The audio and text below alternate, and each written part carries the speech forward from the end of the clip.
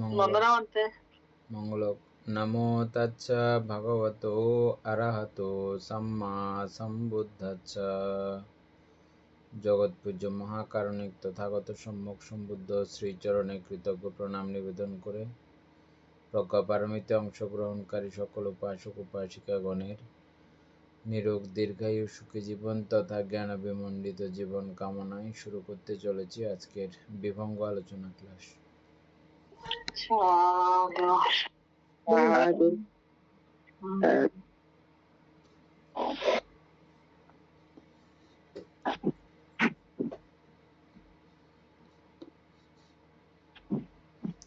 উপাসক আরম্ভ করেন।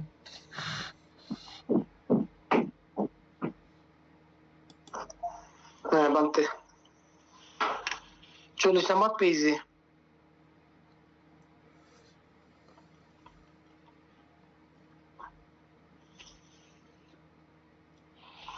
বন্দনাবন্তে মঙ্গলক।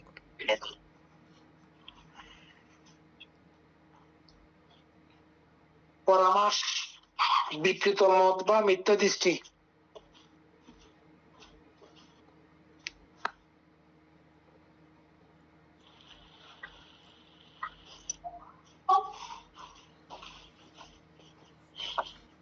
পরামর্শ নহে তাদৃশ্য আছে, পরামৃষ্ট আছে, অপরামৃষ্ট আছে।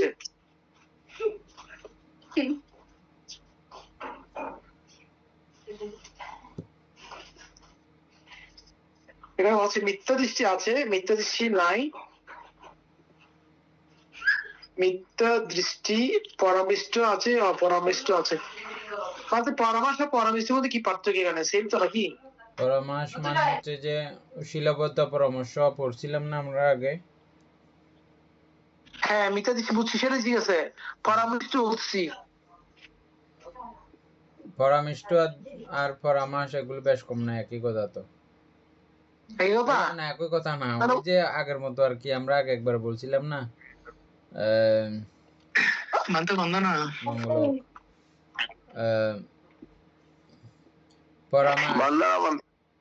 পরামর্শ হচ্ছে যে ডাইরেক্ট শিলব্রত পরামর্শ বিষয়টাকে বোঝানো হয়েছে।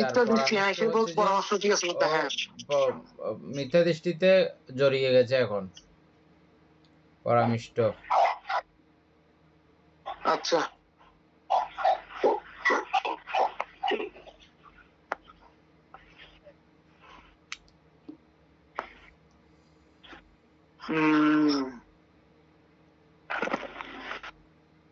পরামর্শ সম্প্রযুক্ত আছে, পরামর্শ বিপ্রযুক্ত আছে। পরামর্শ অথচ পরামৃষ্ট আছে।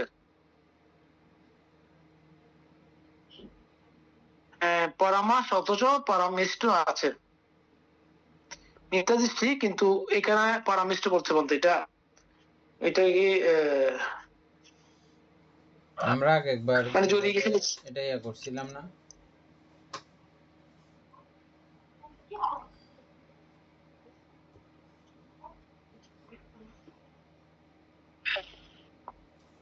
তারপরে পরামৃষ্ট অথচ পরামর্শ নয় তাদৃশ্য আছে।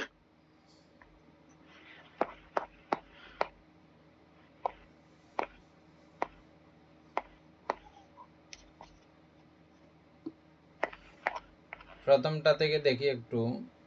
পরামর্শ হচ্ছে যে বিকৃত মত বা মিথ্যা দৃষ্টি, এটা আছে। তারপরে পরামর্শ নহে তাদৃশ্যও আছে, এই দূর পর্যন্ত ঠিক আছে, এটা সমস্যা নাই। তারপরে পরামৃষ্ট মানে ওই পরামর্শ দ্বারা আবৃত্ত, পরামর্শ দ্বারা আবৃত্ত আছে। মিথ্যা দৃষ্টিতে রহিত আছে। হ্যাঁ, ও মিথ্যা দৃষ্টি গ্রহণ করে বসে আছে অলরেডি, এ জাতীয় আছে। তারপরে পরামর্শ সম্প্রযুক্ত আছে। এটা আর এটার মধ্যে তো আবার তফাৎ পাওয়া যাচ্ছে না, না? আমরা যেটা বুঝছি সেটা মানে এটা সম্প্রযুক্ত বলতে এখানে বলতে ওই যেটা মানে ওই একই হয়ে গেছে না, সহজাত যেগুলো আছে ওগুলো সবগুলো মিক্স আছে আর কি। হ্যাঁ, তারপরে পরামাস প্রযুক্ত আছে।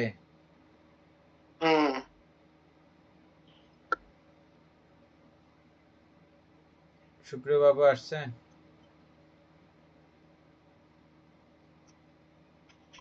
আসতে মনে হয় সুপ্রিয় বাবু এই পরামিষ্ট, পরামাস এগুলো সম্পর্কে কি বলে দেখেন তো একটু চ্যাট জিপিটিতে।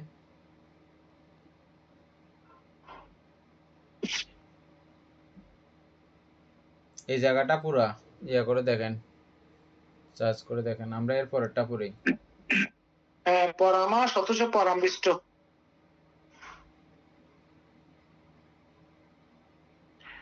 আচ্ছা, পরামাস বিপ্রযুক্ত পরামিষ্ট আছে। আচ্ছা আচ্ছা, এটা পড়লে আমরা বুঝতে পারবো। তারপর হচ্ছে উপাদীন্য আছে, অনুপাদীন্য আছে। উপাদান আছে, উপাদান নয় তাদৃশ্য আছে, উপাদানীয় আছে, অনুপাদানীয় আছে। উপাদান সম্প্রযুক্ত আছে, উপাদান বিপ্রযুক্ত আছে। উপাদান অথচ উপাদানীয় আছে, উপাদানীয় অথচ উপাদান নয় তাদৃশ্য আছে। উপাদান অথচ উপাদান সম্প্রযুক্ত আছে।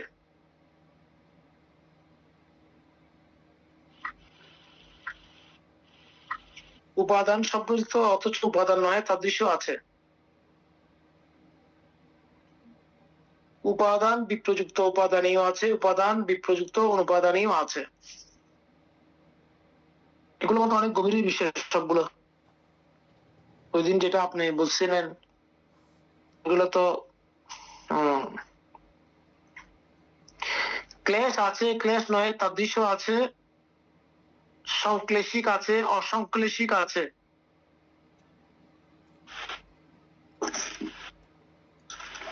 সংক্লিষ্ট আছে, অসংক্লিষ্ট আছে, ক্লেশ সম্প্রযুক্ত আছে, ক্লেশ বিপ্রযুক্ত আছে।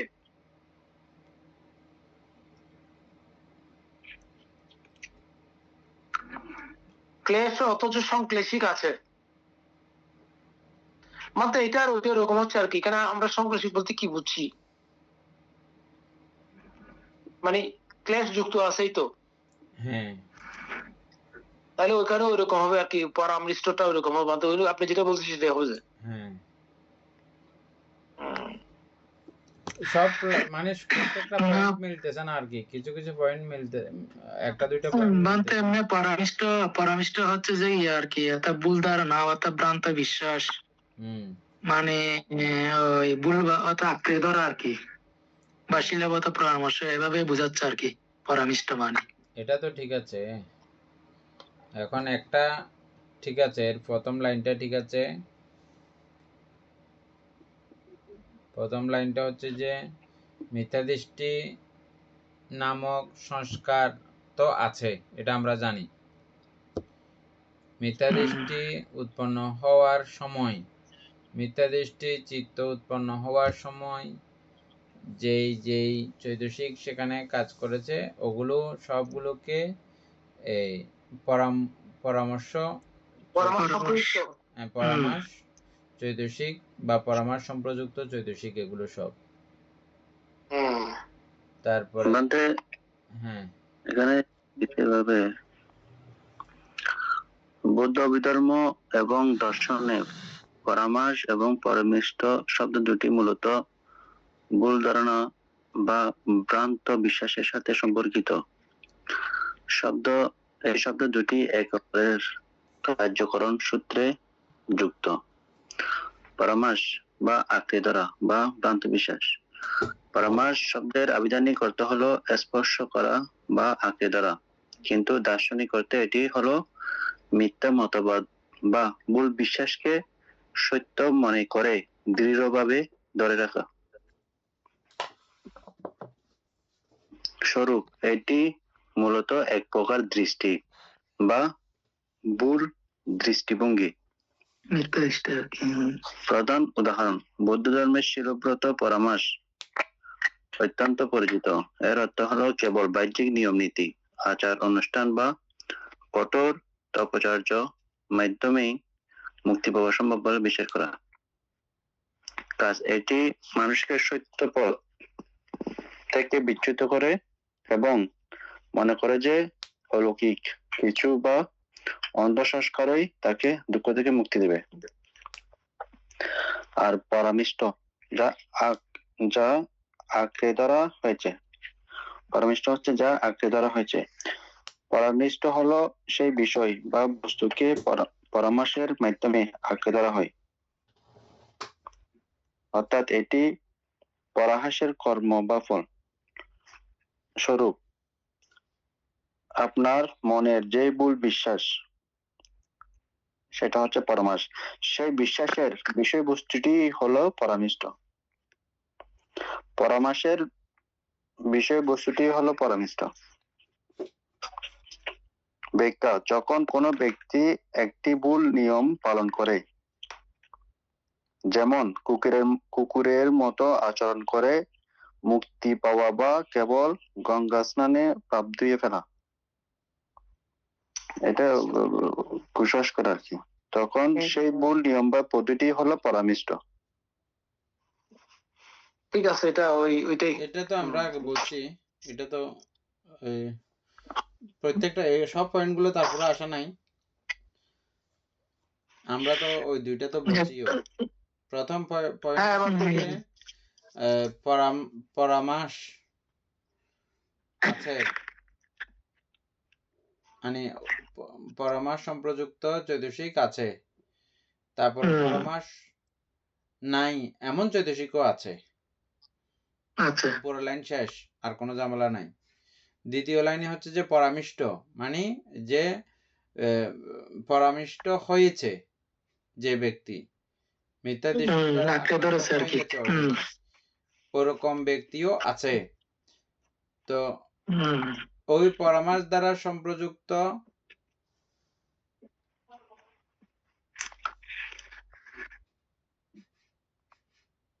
পরামাস সম্প্রযুক্ত আছে,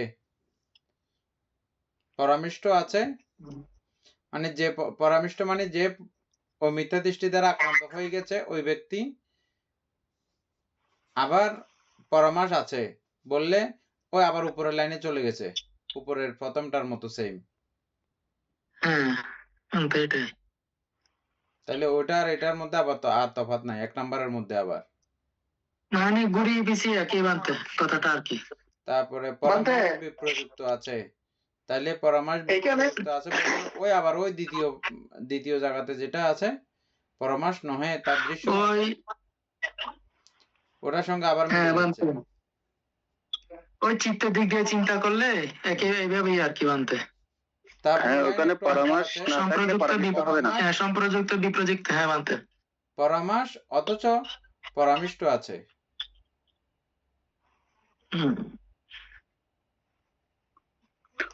ভ্রান্ত বিশ্বাসকে আঁকড়ে ধরা আর কি পরামিষ্ট। পরামাস অথচ পরামিষ্ট আছে, এইগুলো ভালো করে ইয়ে হয় না বলতে।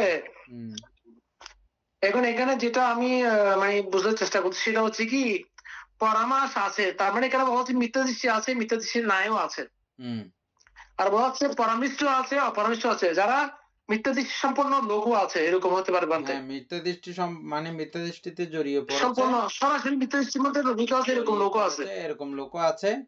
আর জড়িয়ে পড়ে নাই, জড়িয়ে এরকম লোকও আছে। তবে তাদের কাছে জড়িয়ে পড়ার মতো সমস্ত ব্যাপারগুলো আছে, তারা ছাড়ে নাই, তারা ছাড়ে নাই, এরকম লোকও আছে। আবার মিথ্যা দৃষ্টি বা পরামাস আসলেও তাদেরকে জড়াইতে পারবে না, এরকমও আছে। যেমন আমরা শ্রোতাপত্তি মার্গলাভীর কাছে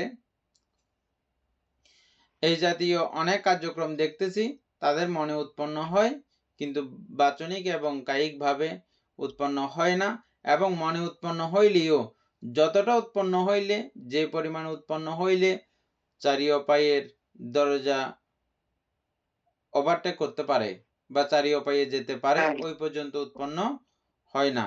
ওইভাবেও আমরা শ্রোতাপত্তি মার্গ পড়ার সময় পড়েছিলাম, ওইভাবে চিন্তা করলে এগুলো সবগুলো মিলবে একদম A to Z পুরো জায়গা। মানে ঠিক আছে, এটা ক্লিয়ার হয়েছে বলতে, এখন আমার ওইভাবে ক্লিয়ার হয়েছে বলতে, সকলে এরকম করে মিলতেছে। আচ্ছা, তাইলে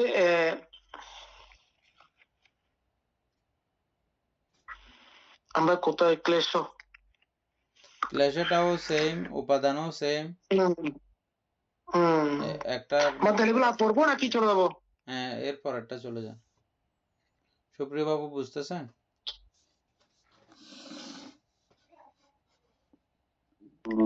বুঝছি তো।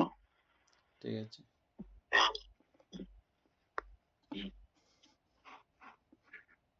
এই ক্লাস চিনেন? না বুঝলি আমরা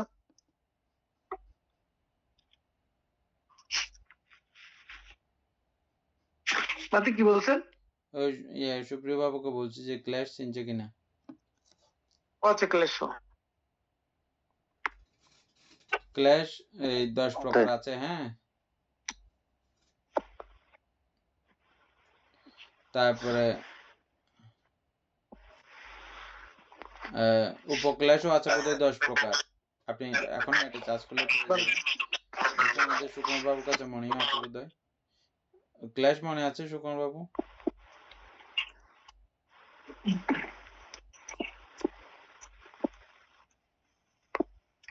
কোনটা বানতে? ক্লেশ কি বানতে? লোক, দেশ, মোহ, মান, দৃষ্টি, তারপরে বিচিকিৎসা, তিন, উদ্ধতা, অহেরিক, অনুপত্র পার কি বানতে ক্লেশ হয়েছে 10টা। 10টা হয়েছে তো। এই ক্লাস কেন বলা হয়েছে?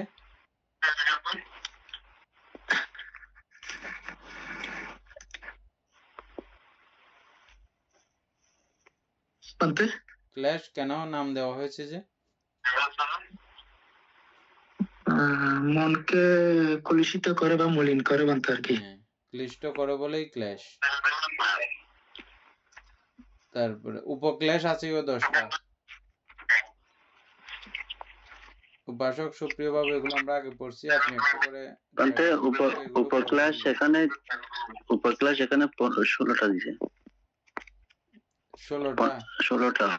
হ্যাঁ না, উপক্লেশ 10টা। 16টা ক্লাস দিছে 10টা, উপক্লাস দিছে 16টা।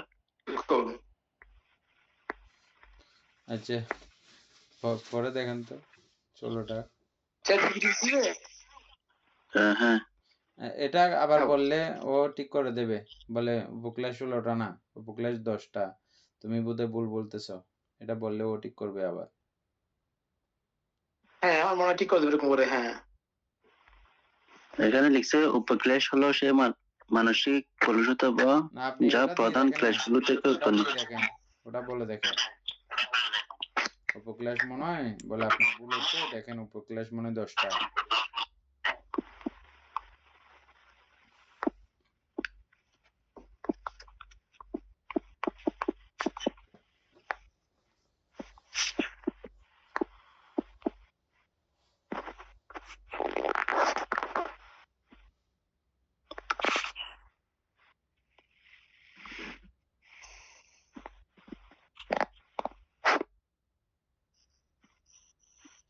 এখানে দিছে বানতে লিখছে এরকম: আপনার ধারণা আংশিকভাবে সঠিক, কারণ বৌদ্ধ ধর্মের বিভিন্ন সূত্রে ক্লেশ এবং উপক্লেশের সংখ্যা ভিন্ন ভিন্ন ভাবে উল্লেখ করা হয়েছে। তবে আপনি যে 10 প্রকারের কথা বলেছেন সেটি মূলত প্রধান ক্লেশ এর সংখ্যা।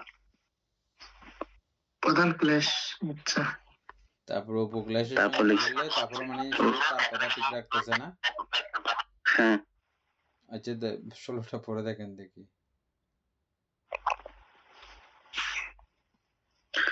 16টা উপক্লেশ গুলো হচ্ছে আপনার অবিদ্যা, ব্যাপাদ, ক্রোধ, উপনা, এগুলো না, মোক্ষ। এগুলো উপক্লেশ না। এগুলো না।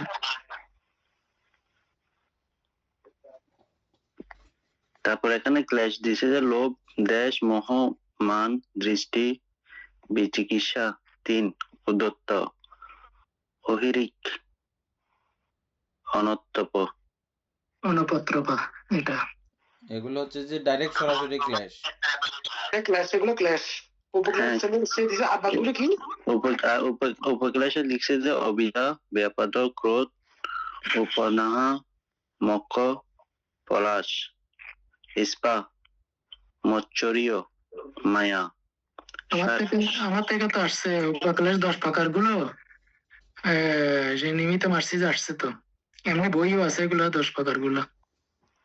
আপনার কাছে উল্টো পাল্টা চলে আসছে যে। অর্থাৎ অববাস, প্রীতি বা প্রশান্তি, ওই অববাস থেকে শুরু হবে উপক্লেশগুলো। অববাস আছে, প্রীতি আছে, প্রশান্তি আছে, সুখ আছে, অধিমুখ্য আছে, তারপরে উপস্থান আছে, উপেক্ষা আছে, নিকান্তি আছে, উপগ্রহ, লাস্ট উপগ্রহ না, লাস্ট এটা নিকান্তি আর কি, অর্থাৎ সুখ প্রতিষ্ঠা। যে আমরা আলোচনা করছিলাম নিকান্তি, ওই দিন আলোচনা করছিলাম যে সেগুলো, এটা উপক্লেশ।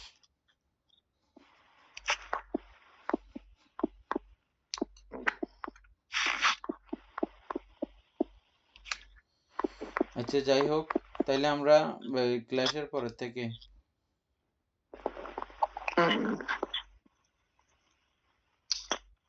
ক্লাস আছে, অথচ তারপরে ক্লিষ্ট বানতে ক্লাসের ওখানে পরে দর্শনের দ্বারা ক্লাস ও আচ্ছা, দর্শনের দ্বারা পরিচিত আছে, আছে, তারপরে দর্শনের দ্বারা দর্শন দ্বারা পরিচিত আছে, দর্শন দ্বারা পরিচিত নয় তাদৃশ্য আছে, ভাবনার দ্বারা পরিচিত আছে, ভাবনা দ্বারা পরিচিত নয় তাদৃশ্য আছে, দর্শনের দ্বারা পরিচিত হেতুক আছে। আচ্ছা, এই দর্শনের দ্বারা পরিত্যাজ্য হেতু, এটা সবার জন্য একটু বলেন আবার।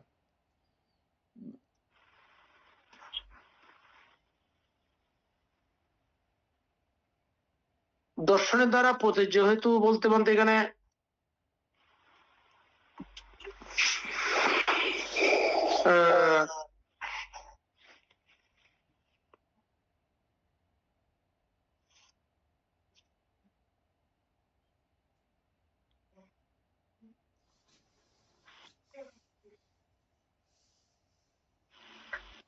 এটা কি ভাবনা দর্শনের ইয়ে নাকি বলতে?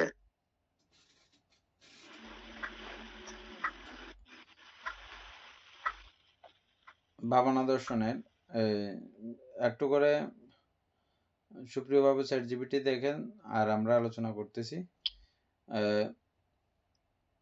এই ক্ল্যাশ কে তার যথাস্বরূপ যথাভাবে ক্ল্যাশ, যেমন এটা তো চৈতসিক, ওই চৈতসিককে তার ধর্মতা অনুযায়ী তাকে যদি দেখেন, বুঝেন, এবং তার যত প্রকারের কূট ব্যবস্থা আছে, মানে শাস্তি, ওকে ব্যবহার করলেও, যেহেতু দুষ্ট চৈতসিক, খারাপ চৈতসিক, ওকে ব্যবহার করলে, ওর সঙ্গে সংশ্লিষ্ট হইলে আপনার জ্বালা যন্ত্রণা পাইতে হবে, এটা তো কোনো ভুল নাই। এক, এভাবেও দেখলে ওর কাছ থেকে আপনার মন বীতশ্রদ্ধ হয়ে যাবে, আলাদা হয়ে যাবে। এবং এখানেও শেষ না, এই কথা এই পর্যন্ত না। পরিত্যাজ্য মানি, দর্শনের দ্বারা পরিত্যাজ্য মানি, দর্শন বলতে এখানে আপনার বিপাশানা, বিশেষভাবে দর্শন। বিশেষভাবে দর্শন মানে কি? এটা যেটাই হবে হোক, এটা দর্শন, এটা অনিত্য, এটা প্রবাহমান অবস্থা, প্রতিনিয়ত প্রতিক্ষণেই এটা উৎপত্তি এবং ধ্বংস হয়ে যাচ্ছে। তারপরে এটা অনাত্মা ধর্মী এবং এটা দুঃখ ধর্মী।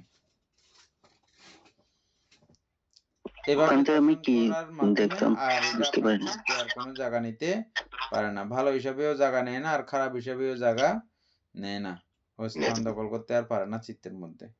তাহলে ওই ক্ষেত্রে ধরে এটা পরিত্যাজ্য বলে ঘোষিত হয়। এটা আমাদের আগে পড়ার অভিজ্ঞতা থেকে বলছি। চ্যাটজিপিটি কি বলে দেখি, বলে। না বানতে ঠিক আছে, জিবিটি একই আর কি, আপনার কথার একমত আর কি, এটাই পুরো আমি দেখছি। দেখছেন না? হ্যাঁ,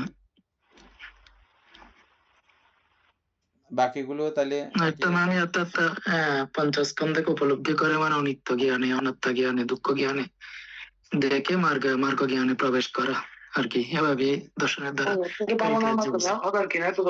ভাবনার দ্বারা, মানে একদম ওই বিদর্শন ভাবনার কথা দর্শনের চলে দ্বারা আসছে এখানে। পরিত্যাজ্য নয়, তাদৃশ্য আছে, এটা বলেন।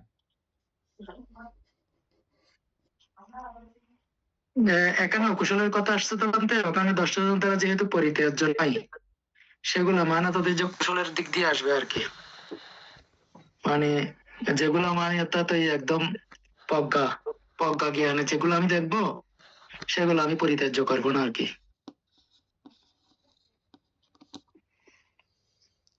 ওগুলা জয়িতবাবু বলেন। হ্যাঁ, দর্শনের দ্বারা পরিত্যাজ্য হেতুক নয়, সাদৃশ্য আছে।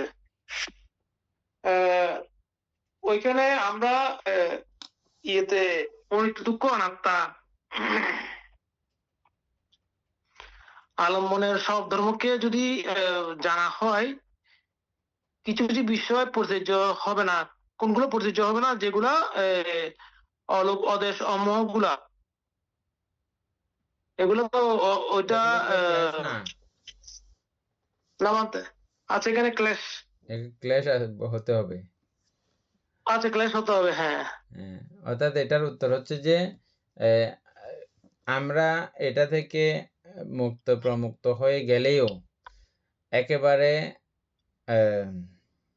সোপাদিশেষ নির্বাণ, মানে দেহ বিলীন নির্বাণ না হওয়া পর্যন্ত এটা মানে এটা পরিত্যাজ্য হবে না, এটা থেকে যাবে। নির্বাণেই এর প্রশান্তি, বুঝছেন?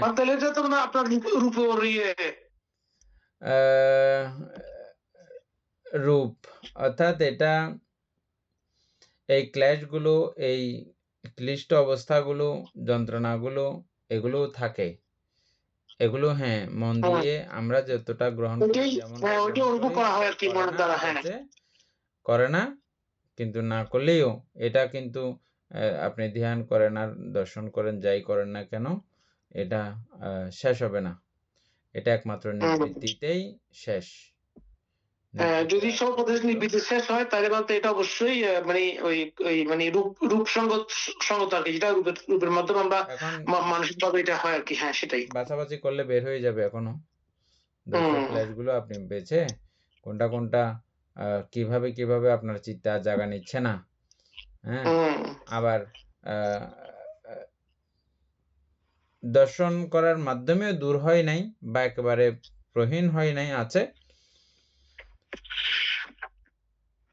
এরকমও আমরা দেখব, এবং সেগুলো সমূলে বিনাশ হবে যে একমাত্র পরিনির্বাণে। এখানে একটা পয়েন্ট পাইছি, অবশ্যই এটা সুন্দর, মানে আমার মনে হচ্ছে আর কি, আর্য স্তরের ভিত্তিতে পার্থক্য, যারা মানে আর্য জ্ঞান মানে লাভ করবে, অভিধর্ম অনুসারে একজন শ্রোতাপন্ন ব্যক্তি যিনি প্রথমবার মানে নির্বাণ দর্শন করেছেন, মিথ্যার দৃষ্টিভঙ্গি থেকে মুক্ত হন, কিন্তু তার ভেতরে কোন কামশক্তি বা সামান্য রাগ থেকেও যেতে পারে। কেন? কারণ ওই কাম রাগগুলো দর্শনের দ্বারা যায় না, সেগুলো উচ্চতর স্তরের ভাবনা দ্বারা ত্যায্য। এটা সুন্দর আছে, আমরা আগের উদাহরণের মতো আর কি। হ্যাঁ, সেটাই। যেমন কিছু বিষয় সেখানে পরিত্যাজ্য হয়েছে, আরো কিছু বিষয় এখনো পরিত্যাজ্য হয় নাই। ওই প্রক্রিয়া বা ওই পরিমাণ দর্শনের দ্বারা এটা শেষ হয় না, এটাও দর্শনের দ্বারা শেষ হবে আরেকটু উচ্চ লেভেলের। আরেকটু উচ্চ লেভেলের হলে এটা মানে শেষ হবে। এভাবে ক্রমান্বয়ে, যেমন ফল জ্ঞান লাভ করলে, একদম অরহত ফল জ্ঞান লাভ করলে মানে আর ওইগুলো তো মানে পরিত্যাজ্য হবেই। আমার মনে হচ্ছে নিচের আগে ভাবনা দ্বারা যেহেতু নয় সাদৃশ্য আছে, এখানে ভাবনা উচ্চতর ভাবনা দিয়েও পরিত্যাজ্য হবে না বলতেছে।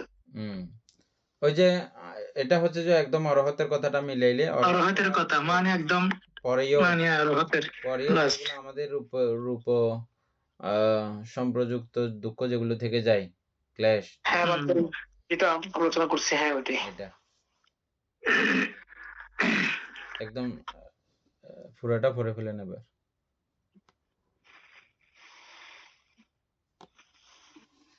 বাচ্চা ওই ক্লেশ থেকে আচ্ছা, ক্লেশ আছে, ক্লেশ নয় তাদৃশ্য আছে, সংক্লেশিক আছে, অসংক্লেশিক আছে।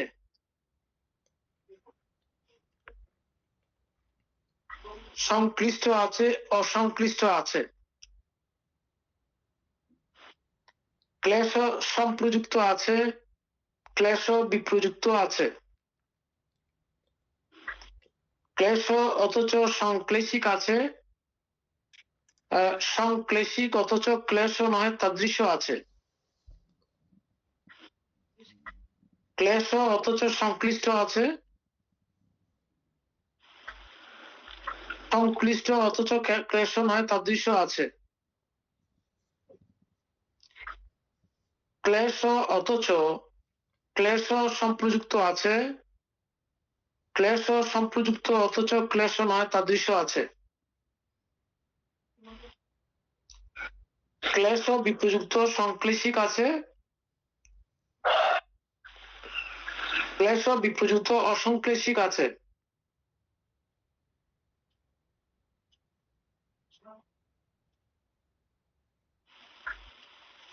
দর্শনের দ্বারা প্রযোজ্য আছে, দর্শনের দ্বারা প্রযোজ্য নয় তাদৃশ্য আছে। ভাবনার দ্বারা প্রযোজ্য আছে, ভাবনা দ্বারা প্রযোজ্য নয় তাদৃশ্য আছে। দর্শনের দ্বারা প্রযোজ্য হেতুক আছে, দর্শনের দ্বারা প্রযোজ্য হেতুক নয় তাদৃশ্য আছে। ভাবনা দ্বারা প্রযোজ্য হেতুক আছে, ভাবনা দ্বারা প্রযোজ্য হেতুক নয় তাদৃশ্য আছে।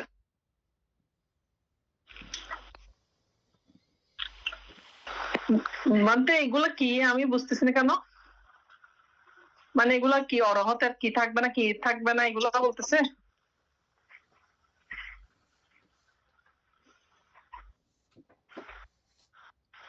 ক্ল্যাশ তো চেনেন না, আমরা আগে ক্ল্যাশ সম্পর্কে পড়ে ফেলছিলাম, আজকেও আলোচনা করছি, চ্যাটজিপিটি থেকেও আলোচনা করা হয়েছে। হ্যাঁ, আজকেও ওই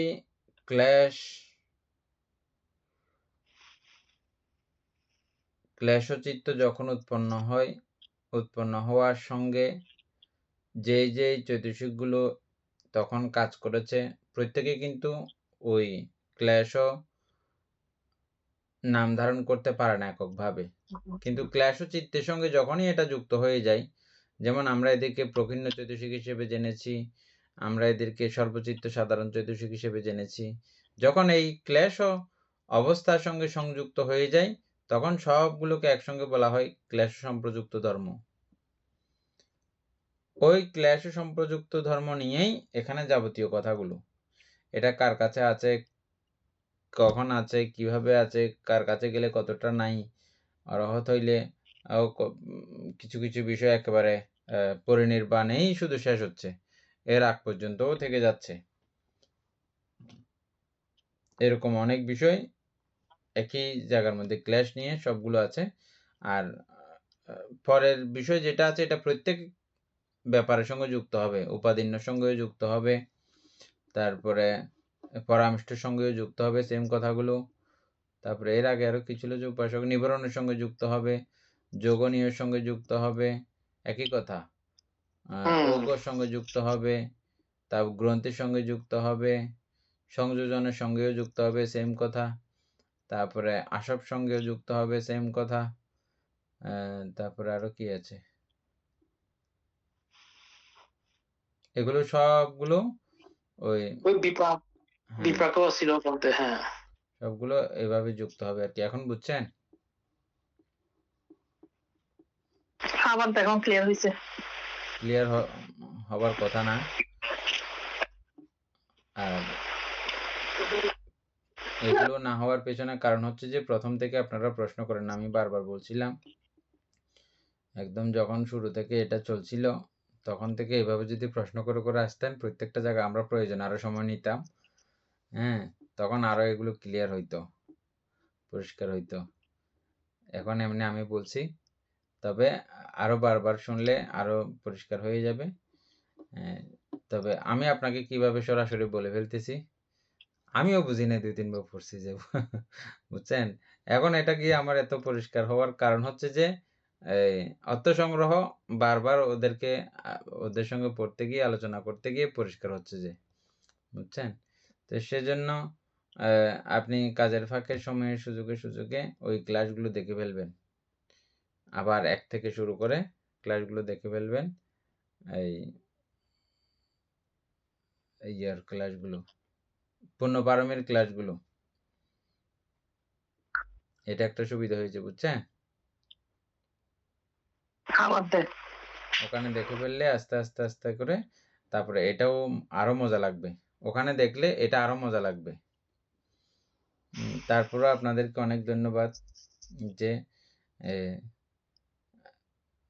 কষ্ট পাবেন না, সরাসরি আমি বলে ফেলতেছি।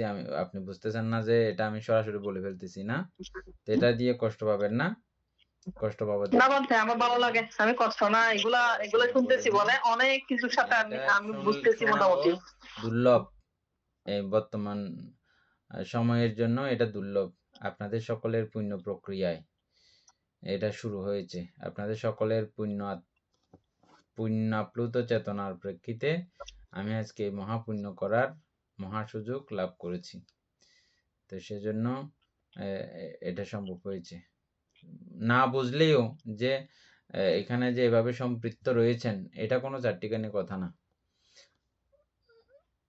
অতীতের অনেক প্রকারের হেতু আছে, বর্তমানেরও আপনাদের প্রগাঢ় প্রচেষ্টা প্রযত্ন রয়েছে, ধর্মের প্রতি একটা ভালোবাসা রয়েছে বলে আপনারা পারতেছেন। তো সেটা যে কষ্ট যে করতেছেন, ওই কষ্টগুলোকে আমি বলবো যে আরেকটু ইয়ে করে প্রশ্ন আদি করার মাধ্যমে আর একটু ইয়ে করে যাবেন। অনেক বিষয় আছে এরকম, আমরা 3 জনে চলে যাচ্ছি, অনেক বিষয় যে আমরা বলতেছি হ্যাঁ বুঝছি এটা, আর যেটা আপনারা নিজেরাই খেয়াল করতেছেন, যেটা বুঝি না সেটা বুঝি না বলে বলে যাচ্ছি, আর যেটা বুঝছি তার মানে আমরা আলোচনা করে আপনাদেরকে আরো পরিষ্কার করতে পারবো। বুঝছি বললে সেটা, বুঝি নাই বললে কিছু করার নাই, বুঝছেন। এটা আপনার মাধ্যমে সবাইকেই বললাম, শুধু আপনাকে বলছি তা না। উপাসক, তারপরে সবিতর্ক আছে, অবিতর্ক আছে, সবিচার আছে, অবিচার আছে, সপ্রীতিক আছে, অপ্রীতিক আছে। সবিতর্কটা আগে সবাইকে বলে দেন, সবার আবার রিফ্রেশ হবে পুরা। তারপরে সুপ্রিয় বাবু, আপনি সবিতর্ক সম্পর্কে চ্যাটজিপিটিতে দেখে পেলেন, উপাসক বলেন। এখানের মধ্যে সবিতর্ক যেটা বুঝতেছি সেটা হচ্ছে কি আলম্বনের মাধ্যমে যে চৈতসিকগুলা উৎপন্ন হয়, ওইগুলা উৎপন্ন হলে যখনই উৎপন্ন হয় তখনই যে বিতর্কটা আসে, ওইটাকে আমি সবিতর্ক হিসাবে করি বানতে আর কি। সুকুমার বাবু বলেন সবিতর্ক।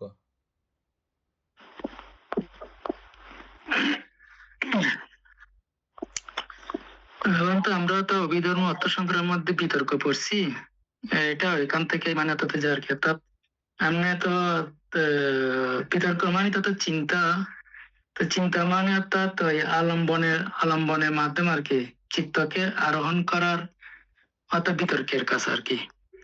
আর সবিতর্ক তো তাও একই আর কি, অর্থাৎ এটা প্রথম জ্ঞানের তো যখন একজন সাধক অথবা ধ্যান করেন, অর্থাৎ চিত্ত বিতর্কের সাথে অর্থাৎ যুক্ত স্থির, অর্থাৎ একদম স্থির থাকে আর কি, নড়াচড়া করে না, হ্যাঁ, এটাকে সবিতর্ক, একদম সবিতর্ক বলে বানতে আর কি। উপাসক আবার বলেন তো আপনি।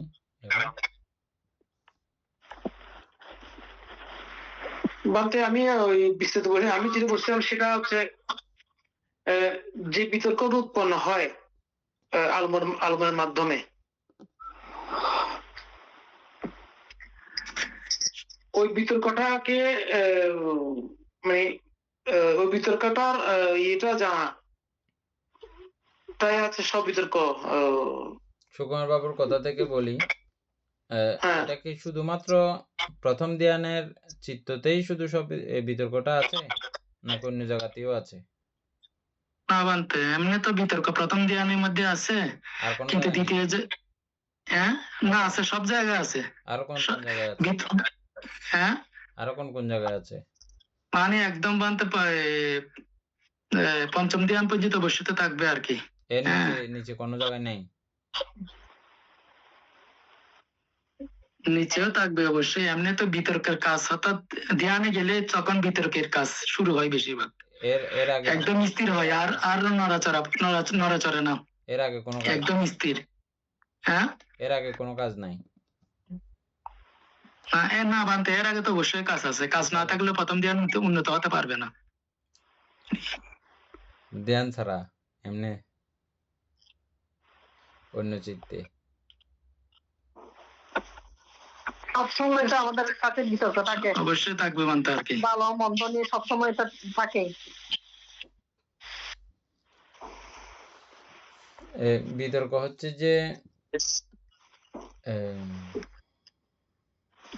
প্রকীর্ণ চৈতসিক না? বিতর্ক হচ্ছে হ্যাঁ প্রকীর্ণ চৈতসিক হ্যাঁ মনে হয় বানতে চৈতসিক বিতর্ক, তার মানে অকুশল চৈতসিকীয় বিতর্ক, অকুশল চিত্তের মধ্যেও বিতর্ক আছে। বিতর্ক আছে বানতে। হ্যাঁ তারপরে কুশল চিত্তীয় বিতর্ক। আমি ধ্যানের দিক দিয়ে বলছি জীবনতে, ওকে ওদিকে জানাই আর, কিন্তু এটা বিতর্কের কাজটা হচ্ছে যে বেশিরভাগ অকুশলের দিক দিয়ে, মানে তা আছে অবশ্যই আছে, অকুশলের দিক দিয়ে নিচেই নিয়ে যাবে এগুলা। তো আর যেটা মানে ধ্যান অঙ্গ বলতেছে আর কি, বিশ্ব বিতর্ক, সব বিতর্ক যখন আসছে আর কি, তখন আর অকুশলের কথা আসবে না এখানে আর কি মানতে। এই সব বিতর্ক বলতে কুশল অকুশল সব আসবে এক লগে, এখন বুঝছেন? চিন্তা করিনি কুশল অকুশল সব কিছু চলে আসবে। আর অবিতর্ক বলতেও কুশল অকুশল সেখানেও আসবে, কারণ আমাদের অকুশলের মধ্যেও এরকম ছোটখাটো অনেক চিত্ত আছে, মানে ওই বিতর্কের অস্তিত্বগুলো পাওয়া যায় না। যেমন বিজ্ঞান সম্প্রতিশ সন্তিরণ, ওই জায়গার মধ্যে ওই বিতর্কের ওই রকম আভাস, ওই রকম শক্তিটা দেখা যায় না, বুঝছেন? আচ্ছা তাইলে বানতে আগে আমরা তো প্রথম ধ্যান করছি যে বিতর্ক বিচার প্রীতি সুখ একাগ্রতা, তাইলে বিতর্ক শটা কেন শটা কি অর্থাৎ যুক্ত করছে যে শুধু মানে হচ্ছে যে মানে আছে, যে আছে যুক্ত আছে আছে যুক্ত আছে, বুঝছেন? আচ্ছা আমরা এটা পুরো একটু ক্লিয়ার করলে বিতর্কটা আগে বুঝি ভালো করে, আবার আমরা দীর্ঘদিন হয়েছে তো পড়ছি যে, সেজন্য আমি ইদানিং এ পড়াতে আবার মনে পড়ছে যে এই কালকে না পরশু দিন ইয়াকে পড়াইছিলাম, যে আবার ভালো করে মনে পড়ছে যে এটা কি সুবর্ণ উদীপ্ত বড়ুয়া, আমাদের সুকুমার বাবুর ছেলে, এগুলো খুব মজা করে পড়ে চৈতসিক গুলো, বুঝছেন? প্রথম আমি মনে করছি পরে বানতে আমাকে আবার সাথে সাথে লিখে নিজে লিখে দেখায় আর কি, বাপ এগুলো হয়েছে। আমি বলতেছি তুমি তো আমার থেকে ভালো করে লিখতেছো। যাই হোক, ও খুব সুন্দর করে বুঝে, ওকে পড়াইতে গিয়ে এটা আরো একটু পরিষ্কার হয়েছে। বিতর্ক হচ্ছে যে কিছু কিছু বিষয়ে আমাদের যেগুলো পূর্ব থেকে অভ্যস্ত বিষয় আছে, এগুলোতে আমাদের বিতর্ক অটোমেটিক ভাবে যুক্ত হয়ে যায়, আমাদের জোর করে করতে হয় না। তারপর যেগুলো আমাদের অভ্যস্ত না, এগুলো ভালো গুণাবলী চিন্তা করে আমরা এগুলোতে বিতর্ক যুক্ত করি। আবার কিছু কিছু অকুশল বিষয়েও আমরা বিতর্ক যুক্ত করি, আমাদের জোর করে খারাপ মানুষের পাল্লায় পড়ে, মানে আপনার কাছে ওই রকম অকুশল চেতনা নাই, বন্ধুর মন রক্ষা করতে গিয়ে ইয়া করতে গিয়ে, অনেকে আছে না শাশুড়ি জামাইকে আপ্যায়ন করতে গিয়ে অনেক রকমের হত্যাকার্য আদি করতে বাধ্য হয়, তারপরে অথবা বন্ধু বান্ধবের পাল্লায় পড়ে মাদকতার আড্ডায় বসতে বাধ্য হয়, আছে না এরকম বিষয়? তখনও কিন্তু ওই বিতর্ককে কি করতে হয়, জোর করে স্থাপিত করতে হয়, অকুশলের বেলাতেও। বিতর্ক হচ্ছে যে মূলত এটা জোরপূর্বক অনেকটা আলম্বনে চিত্তকে বাধ্য করা। আমরা ধ্যান ও চিত্তের বেলা দিয়ে এটা পড়ছিলাম, এই জন্য শুধু ওই বিতর্ক বললে আমাদের শুধু ধ্যান ও চিত্ত কাজ করে। এটা হচ্ছে ঘটনা।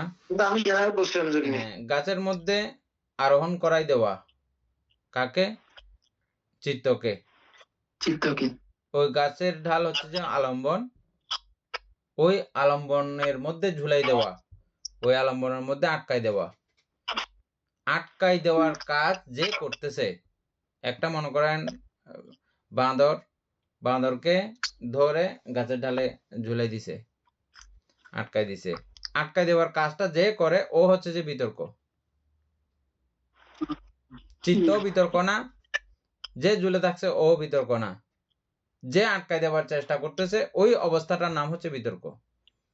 মনে করেন আমি ছোট একটা বাচ্চাকে ধরলাম, ধরে একটা গাছের ঢালের মধ্যে আটকাই দিলাম, বারবার ও নেমে যায়, আমি আবার বারবার তুলে দিই। এই তুলে দেওয়ার কাজ যে করে ওই হচ্ছে যে বিতর্ক।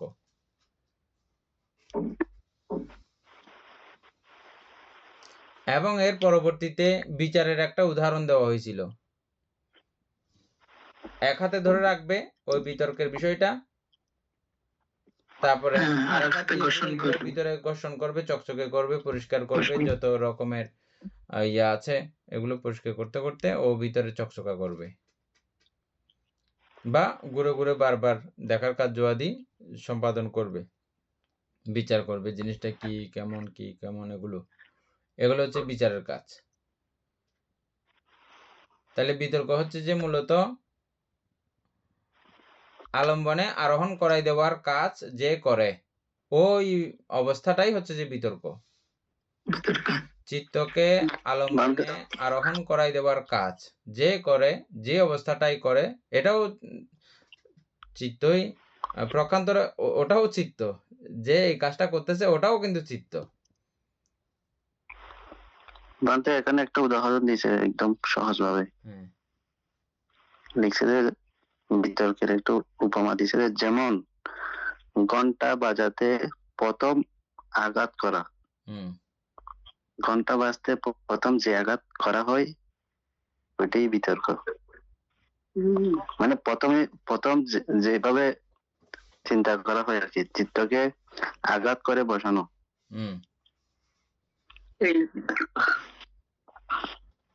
ঠিক আছে, ওটাও মিলবে।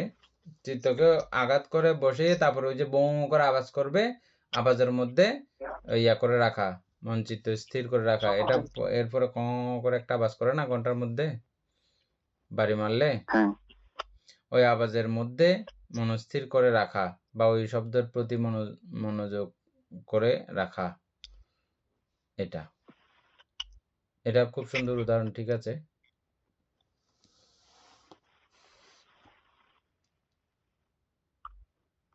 তাহলে আমরা বুঝলাম যে এখন বিতর্ক, সবিতর্ক আছে, যেখানে যেখানে এই বিতর্কের অবস্থান আছে সেখানে সেখানে বিতর্ক থাকবে। সব জায়গায় বিতর্ক থাকবে এরকম না, থাকবে না কোথায় বললে একদম সহজ করে উত্তর দেব, দ্বিতীয় ধ্যানে বিতর্ক নাই। আবার আরেক কথাও বলেছিলাম, সেখানে বিতর্ক আছে, বিতর্কের কাজ বিতর্কের মতো করে, বিতর্ক এখানে চুপ হয়ে গেছে, কিন্তু এটা প্রয়োজন হয় না বলে হিসাব করা হয় না এগুলো।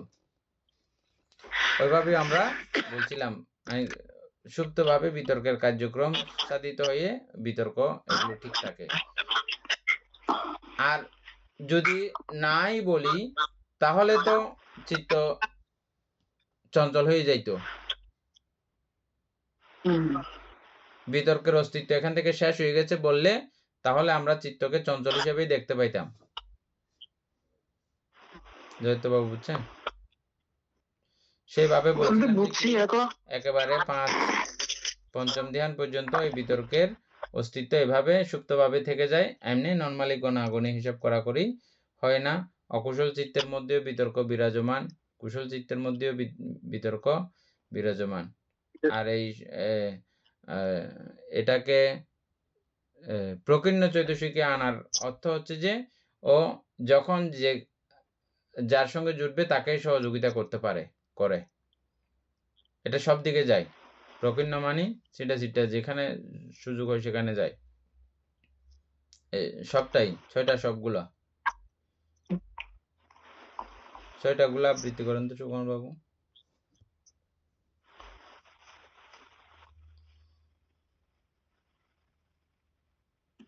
মানে প্রকীর্ণ চৈতসিকে বিতর্ক, বিচার, অধিমুখ্য, বীর্য, তারপরে একটা আছে যে বীর্য, প্রীতি, ছন্দ। হ্যাঁ, ছন্দ। তো এগুলোকে কুশল অকুশলে ইয়ে করা যায় না। অকুশলে বললে ডাইরেক্ট অকুশলের মধ্যে লেখা থাকতো, কুশলে বললে শোভন চৈতসিক আলাদা করে যে লেখা আছে ওভাবে ওখানে যুক্ত হইতো, বুঝছেন? এগুলো জায়গাতে যুক্ত হয় না, এটা দুই দিকে হবে বলে এরা প্রকীর্ণ চৈতসিক হিসেবে আছে। জয়িত বাবু বলেন এবার।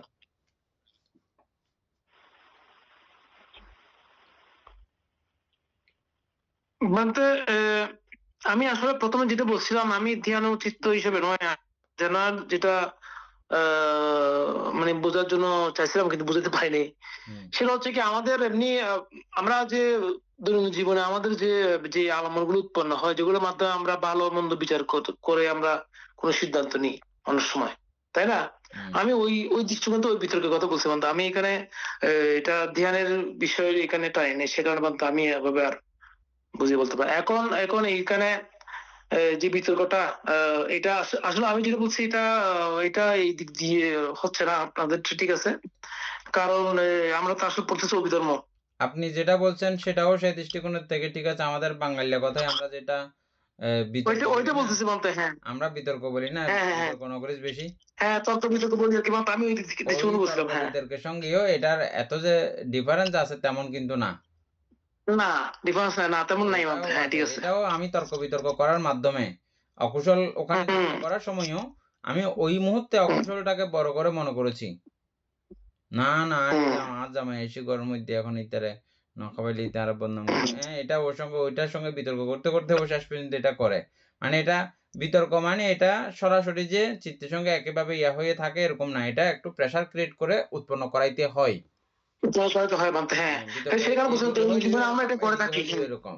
তবে এই বিতর্কটা আপনি স্বাভাবিক যখন অকুশলেই যখন ধাবিত আছেন, অকুশলেই যখন আপনি প্রীতি উৎপন্ন করেন, এটা তখন অটোমেটিক ভাবে তখন কাজ করে, তখন জোর করার ব্যাপার থাকে না।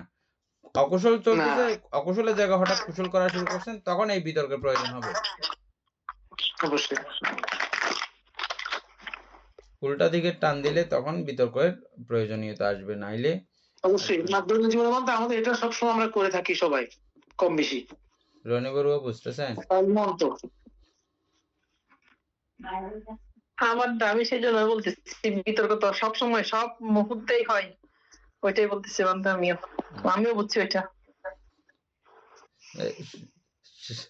সেটা এমনি আমরা জাস্ট আলোচনা প্রেক্ষিতে বলতেছি, এটা ওখানে ওটার ইয়া না, ওটার গুরুত্ব এটা প্রথম ধ্যান থেকে প্রথম ধ্যান হলো সেটা যেটা এখন আলোচনা হচ্ছে সেটাই প্রথম ধ্যানের বিতর্ক।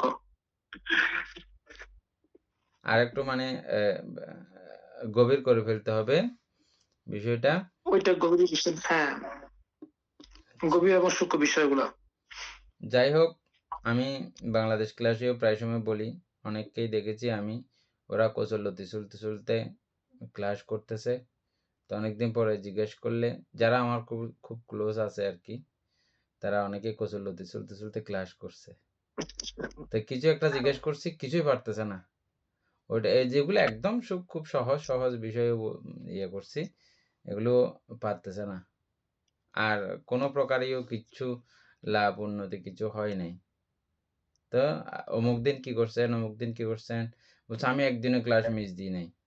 আমি অমুক দিন কচুরলতি চলে এবার আর কত দুয়া দুবি কচুরলতি শুনে শুনে চলে চলিয়ে না আমি কত ক্লাস হিসেবে করে দিই তারপরে মানে আমি মিস ন দিই ওহো সেখানে না যন্ত্রণা এটা এত সূক্ষ্ম থেকে সূক্ষ্মতম আমি এই জন্য বলছি যে এটা আমারও যখন একটুও যখন ইয়া হয় চিত্তচঞ্চল হয় আমি করতে পারি না এটা আর পড়া বিষয় অনেকবার পড়ছি কিন্তু পড়লেও বুঝলেও ওই সময়ে চিত্ত একটুও চঞ্চল থাকলে আর এটা বোঝাবুঝি হবে না এটা পৃথিবীর বা জগতের শ্রেষ্ঠতম বিদ্যা শ্রেষ্ঠতম শিক্ষা আবার এটা সবচেয়ে কঠিন যেভাবে আবার সবচেয়ে সহজও এটা এবং সবচেয়ে আনন্দদায়ক সবচেয়ে রসালো বিষয় হচ্ছে যে এই অভিধর্ম থেকে আর কোনো রসালো বিষয় আর নাই হ্যাঁ অসাধারণ এই রসের বিষয় তবে কচুরলতি শুলতে শুলতে শুনলে হবে না একদম পরিষ্কার কথা খুব শ্রদ্ধা চিত্তে একাগ্র চিত্তে বসে প্রত্যেকটা শব্দের সঙ্গে পরিচয় হয়ে হয়ে হয়ে হয়ে গেলে এটা পরিষ্কার হয়ে যাবে একদম এখন তো আমরা হয়তো প্রত্যেকটা শব্দের সঙ্গে যাচ্ছি না কিন্তু বাংলাদেশ ক্লাসের মধ্যে এমন অবস্থা হচ্ছে যে মানে প্রত্যেকটা শব্দের সঙ্গে সঙ্গে আমরা পরিচয় হয়ে হয়েও যাই এক লাইন দুই লাইন পড়তেও এখানে একটা ক্লাস চলে যায় দুই লাইন করতেও এক ক্লাস চলে যায় এক ঘন্টা চলে যায় যাই হোক আজকে তো আমাদের সময় শেষ হয়েছে সবিতর্ক কালকে আবার দেখবো আর কি একটু সদ্ধর্মপ্রাণ প্রিয় উপাসক উপাসিকা বৃন্দ এতক্ষণ যাবৎ সবাই অতীব শ্রদ্ধা গৌরবে বুদ্ধ ধর্ম সঙ্গের প্রতি বুদ্ধ শাসন শ্রীবৃদ্ধির লক্ষ্যে মহা শ্রদ্ধা চিত্তে আপনারা ক্লাস করেছেন এটা শুধু যে আপনাদের বর্তমান সময়ের কল্যাণ হবে এমন নয় এই শিক্ষা এই চর্চা আমরা সবাই করি বলে চলছে বলে কোনো না কোনোভাবে এটার প্রযত্ন চলতেছে বলে আজ অবধি এটা ত্রিপিটক চর্চা চলতেছে যে এবং আরো 2500 বছর আছে ওই 2500 বছরও যে পরেও যে তারা ত্রিপিটক যে পাবে বা পড়বে জানবে শুনবে বুঝবে দেশিত হবে ওখানেও কিন্তু আমাদের এই পড়ারও একটা সম্পর্ক কিন্তু একটা রেশ কিন্তু থেকে যায় এটা সেই দৃষ্টিকোণ থেকে বৌদ্ধ ধর্ম বাঁচানোর ভিক্ষু সংঘকে বাঁচানোর পুরো আমাদের বৌদ্ধিক কৃষ্টি কালচার অবকাঠামোকে রক্ষা করার বিশাল এক গুরুত্বপূর্ণ ভূমিকা আপনারা এই ছোট্ট পরিসরে হইলেও এটা কিন্তু আপনারা রাখতেছেন সেই দৃষ্টিকোণ সেই সকল গুণাবলীর কথা চিন্তা করে আপনাদের সকলের নিরোগ দীর্ঘায়ু সুখী জীবন এবং জ্ঞান বিমণ্ডিত জীবন কামনা করছি আমাদের আজকে সঞ্চিত সকল পুণ্যরাশি অনন্ত